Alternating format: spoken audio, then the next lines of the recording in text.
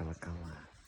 А колокола, друзья, важный элемент не то что в религии, но и в том числе в глубокой медитации, соединения с внутренним божественным.